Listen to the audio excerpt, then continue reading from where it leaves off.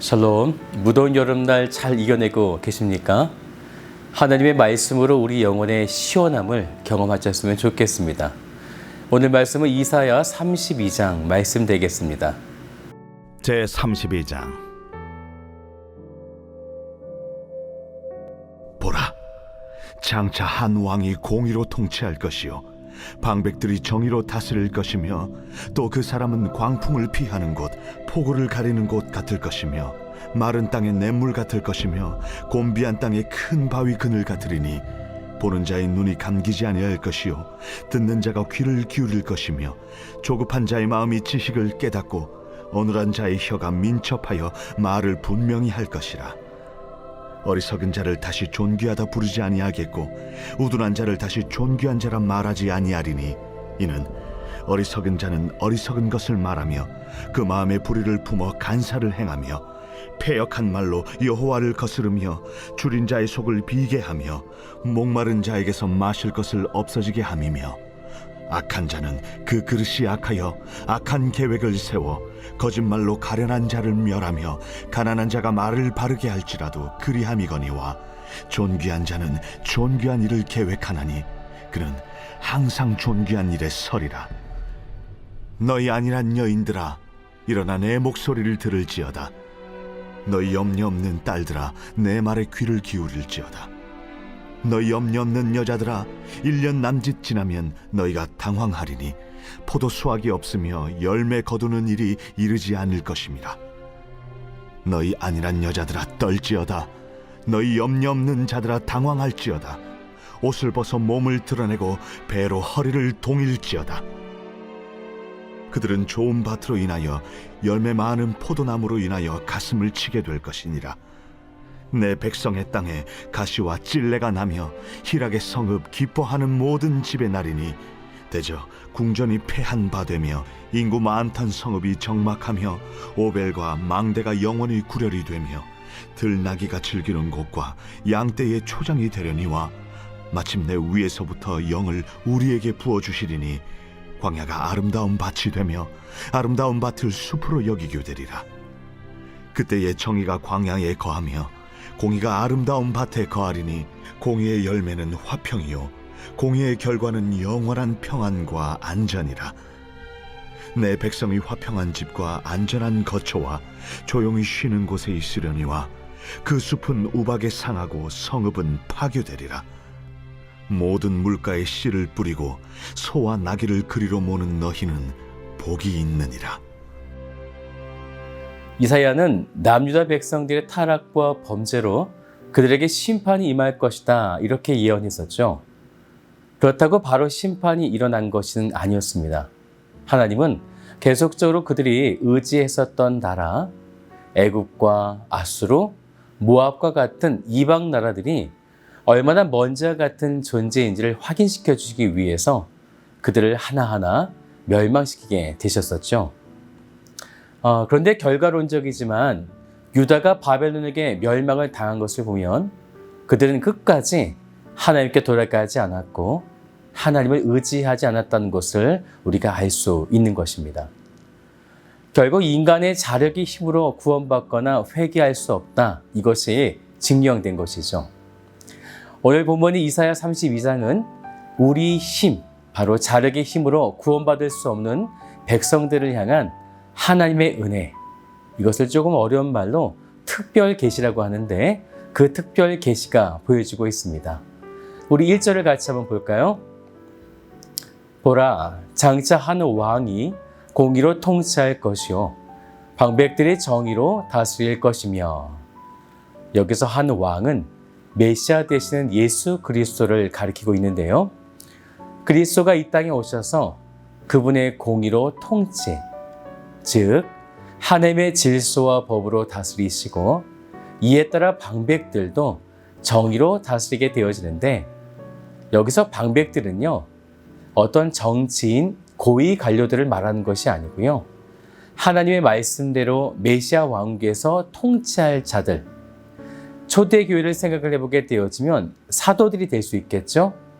또한 지금의 시대는 예수 그리스도를 믿는 우리들이 하나님의 정의대로 이 땅을 다스리게 된다라는 것입니다.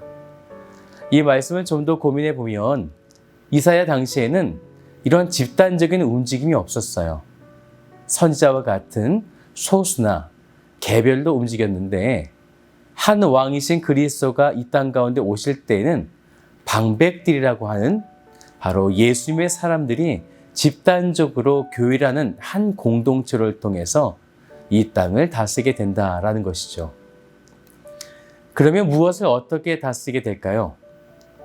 2절을 계속 볼까요? 또 그 사람은 광풍을 피하는 곳, 폭우를 가리는 곳 같을 것이며 마른 땅의 냇물 같을 것이며 곤비한 땅의 큰 바위 그늘 같으리니. 그 사람은 예수 그리스도를 말하고 있습니다. 바로 예수 그리스도가 광풍을 피하게 하시는데 이 광풍을 원어로 보면요, 바람이라고 하는 의미가 있지만 그 외에 영이라고 하는 뜻이 있습니다. 일반적으로 영은 성령을 상징하죠. 그런데 오늘 말씀은 문맥상 성령이 아니라 같은 영적인 존재인 사탄을 말하고 있는 것이죠. 더욱이 마른 땅이라고 했으니까 이것은 뜨거운 열기로 바싹 말라버린 땅을 말하고 있는 거예요. 그런데 그렇게 생기 없고 죽어있는 땅이 냇물 같을 것이다라는 거죠. 생수의 강이 흐른다는 거예요. 심판이 임해서 그 땅은 이제 더 이상 살 수 없는 그런 생명이 희박한 땅인데 한 왕이신 그리스도가 메시아로 이 땅 가운데 오실 때에 그 죽음의 땅이 생명으로 바뀌어진다라는 것입니다. 이것은 장차 메시아로 이 땅 가운데 오실 그때를 말하기도 하지만 이제 먼 훗날에 예수 그리스도가 오시는 그 재림의 때에도 같은 모습을 지금 말씀하고 있는 거죠. 그런데 그때에 4명의 사람들이 등장하는 거예요. 3절부터 4절까지를 보면 보는 자가 등장하고요. 듣는 자가 또 등장하죠. 그리고 4절을 보면 조급한 자, 어눌한 자, 이렇게 총 4명의 사람이 등장해요. 한 왕이신 그리스도가 이 땅에 오시면 범죄함으로 그동안 하나님의 뜻을 보지 못했던 자가 하나님의 그 은혜로 보게 되어지는 거죠. 하나님의 그 영적 세계, 그리고 진리의 말씀을 믿고 듣게 되어집니다. 그런데 그 다음 4절을 보니까 조급한 자가 나오죠. 이것은 경솔한 자를 말하는데 그런 자가 지식이라고 하는 구원의 기쁜 소식을 깨닫게 되고 또 어눌한 자, 원어를 보면요, 말을 더듬는 자를 말하고 있어요. 분명 진리가 무엇인지 알고 있지만 두려워서 말하지 못했던 사람들이 하나님의 권능을 받고 진리를 담대하게 증거하게 된다라는 것입니다. 이 모든 것이 그리스도가 한 왕으로 이 땅에 오실 때 사람들은 지금 말씀드린 4가지 양상으로 변화되어진다는 것입니다. 결국 5절부터 8절까지는 과거의 범죄로 왜곡되었던 모든 질서들이 왕의 통치로 바로 잡아지실 것이다 하는 것이에요. 그 중에서 우리 8절만 같이 볼까요? 존귀한 자는 존귀한 일을 계획하나니 그는 항상 존귀한 일에 서리라. 그러니 9절부터 보시면 안일한 여인들아, 이렇게 남유다를 가리켜 부르게 되어지는데요. 안일하다라는 말은 히브리어로 샤하난이라고 해서 아무런 염려 없이 태평한 것을 말하고 있습니다. 우리가 하나님 앞에서 태평함과 평화를 누리는 것, 그것이 무엇이 나쁘겠습니까? 그런데 범죄하여 하나님 앞에 교만하고 있음에도 태평한 것은 정말 심각한 문제가 있는 거죠. 그래서 이사야는 일어나 내 목소리를 들으라 라고 이렇게 말하게 되어지는 것입니다. 그것은 13절인데요. 우리 같이 한번 볼까요? 내 백성의 땅에 가시와 찔레가 나며 희락의 성읍, 기뻐하는 모든 집의 날이니. 가시와 찔레라는 의미는요, 저주와 심판을 의미하고 있어요. 이것이 어디에서 일어났냐면 희락의 성읍, 그리고 기뻐하는 모든 집에 나게 하신다는 것이에요. 너무 태평해서 나는 안전하다, 즐겁다, 행복하다. 그런데 그때에 강풍같이 한순간에 모든 것을 상하게 만드는 가시와 찔레가 일어난다는 것이죠. 그런데 그때의 15절을 보시면 마침내 위에서부터 영을 우리에게 부어주시리니 광야가 아름다운 밭이 되며 아름다운 밭을 숲으로 여기게 되리라. 위에서부터 한 영은 예수님이 부활하신 이후에 성령이 오시게 되는 오순절을 말하고 있는 것인데요. 이사야는 하나님의 구원하심과 한 왕이신 그리스도의 사역 그리고 성령의 사역을 통해서 하나님의 백성을 구원케 하신다고 하는 것을 예언하고 있는 거죠. 결국 구원은 삼위 되시는 하나님의 합동 작업이 되어진다는 거예요. 하나님이 계획하시고 작정하시고 예수님의 구원을 성취하시고 성령이 우리에게 위에서부터 내려오셔서 우리에게 적용하시는 분이 되어진다는 것입니다. 이렇게 구원이라고 하는 은혜를 얻게 되면 우리는 어떻게 바뀌어지는가? 15절 말씀을 계속해서 보니까 광야가 아름다운 밭이 되고 아름다운 숲이 된다는 것이죠. 즉 이전에는 척박했던 땅이 모든 것이 풍요롭고 기름진 땅으로 바뀌어졌다라는 것입니다.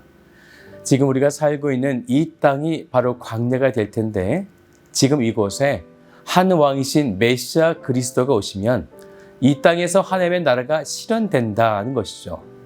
그래서 광야라는 그곳에 하나님의 정의와 공의가 서게 되어지는데 이곳에 무엇이 주어지는가?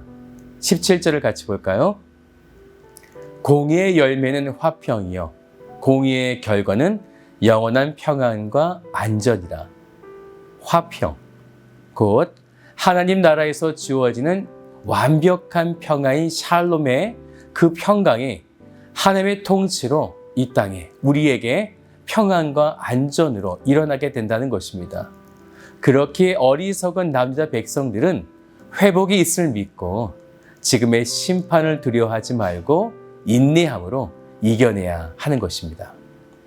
하나님은 우리를 회복시키십니다. 하나님의 나라에서 주어질 회복과 은혜가 분명히 있을 믿고 오늘도 주 안에서 승리하시기를 주님의 이름으로 축복합니다.